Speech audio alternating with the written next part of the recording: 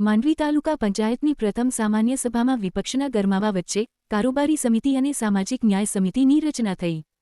તાલુકા પંચાયત પ્રમુખ રેખાબેન છાભિયાની અધ્યક્ષતામાં અને તાલુકા વિકાસ અધિકારી શ્રી પરમારની ઉપસ્થિતિમાં વિવિધ ઠરાવોને બહાલી આપવામાં આવી હતી. પ્રશ્નોત્તરીનો મુદ્દો એજન્ડામાં ન હોતા વિપક્ષના ખેરાજભાઈ ગઢવી સભામાંથી વોકઆઉટ કરી ગયા હતા. કારોબારી ચેરમેન બળવંતસિંહ જાડેજા, ઉપપ્રમુખ વિરમ ગઢવી, તાલુકા ભાજપ પ્રમુખ સામત ગઢવી, મહામંત્રી લક્ષ્મીશંકર જોશી, દીપસંગજી જાડેજા, જિલ્લા પંચાયત સદસ્ય જીવરાજ ગઢવી, રાહુલગીરી ગોસ્વામી સહિતનાઓએ નવી સમિતિને અભિનંદન પાઠવ્યા હતા. આજે કારોબારી સમિતિ અને સામાજિક ન્યાય સમિતિની વરણી થઈ અને બીજા જે વિપક્ષના પ્રશ્નો હતા એનું વિચારવાનું ચાલુ છે અને એને જવાબ આપવામાં આવશે આગળની નેક્સ્ટ સભામાં. અને એનામાં એક ગ્રેવિટા કંપની આવી છે, એનું સમાધાન ખેડૂતો માટે અને આમ જનતા માટે થવું જ જોઈએ. એ એક મોટો પ્રશ્નનું હલ નિવારણ થવું જ જોઈએ. તાલુકા પંચાયતની જે એક સામાન્ય સભા હતી, આમાં સામાન્ય સભાના જે પ્રકારો બે છે. એક ખાસ સભા હોય અને એક સામાન્ય સભા હોય. અને ખાસ કરીને જે સામાન્ય સભા હોય એમાં પ્રશ્નોત્તરીનો જે મુદ્દો છે એ સભ્યોના અધિકારો છે અને 60 મિનિટ સભ્યોને પહેલાં શરૂઆતના તબક્કામાં 60 મિનિટ એને પ્રશ્નો માટે આપવા પડે. ને તાલુકાના પ્રશ્નો છે, અત્યારે પાણીના પ્રશ્નો હોય, ઘાસચારાના પ્રશ્નો હોય, ગટરના પ્રશ્નો હોય, દબાણોના પ્રશ્નો હોય, ઘણા એવા પ્રશ્નો છે કે જે સભ્યો ઉઠાવી શકે. પણ આ જે તાલુકા પંચાયતના સત્તાધીશો છે એ કોઈકના કહેવાથી એજન્ડામાં જે મૂક્યા છે, આપને એજન્ડા પણ મળીએ છે, એજન્ડામાં એવું ક્યાંય પણ કોઈ પ્રશ્નોત્તરીનો ઉલ્લેખ જ નહોતો. એટલે મેં એવું કીધું કે નિયમ 19 મુજબ અને 16(2) મુજબ એણે પ્રશ્નોત્તરી કરવી જોઈએ. અને જો પ્રશ્નોત્તરી એમાં ઉમેરે નહીં તો 16(2) મુજબ નિયમ 16(2) મુજબ કાયદાનો ભંગ થાય છે. અને એ જે કાયદાનો ભંગ થાય એટલે આ સામાન્ય સભા ગેરબંધારણીય ગણાય. અને એ સામાન્ય સભામાં જો મારે એની સાથે બેસવું ન જોઈએ અને મેં આજે વોકઆઉટ કરેલું છે.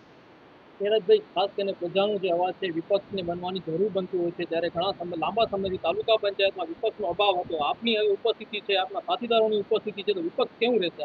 જો આ જે ચોપડા છે ને એ કાયદાએ લખેલા છે, બંધારણે આપેલા છે, તો એનો હું ભરપૂર ઉપયોગ કરીશ. અને જો ગેરબંધારણીય રીતે આ તાલુકા પંચાયત એને ખાયકી કરશે, અહીંયા તમને ખબર છે કે જ્યાં હું ચૂંટાણું તેનાથી પહેલાં ટકાવારી ઉપર ચાલતો આ તંત્ર છે. અને હું તમારા માધ્યમથી હું કહેવા માગું છું કે હું તો ગાયની મીઠી બરાબર કરેપ્શન નહીં કરું, પણ જે આ કરેપ્શન કરનારો છે એને એક એકને વીણીને હું સાફ કરીશ. અને માંડવી તાલુકાને વિપક્ષની જે ભૂમિકા છે એ મજબૂત નિભાવીશ, એવું આપના માધ્યમથી તમને હું વચન આપું છું.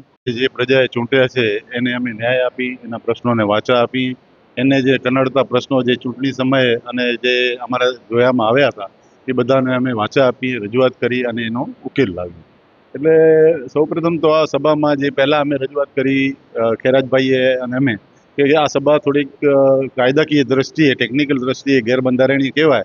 કારણ કે આમાં ટેકનિકલ મુદ્દો એ હતો કે સામાન્ય સભામાં તમે પ્રશ્નોત્તરીનો મુદ્દો લખ્યો નહોતો.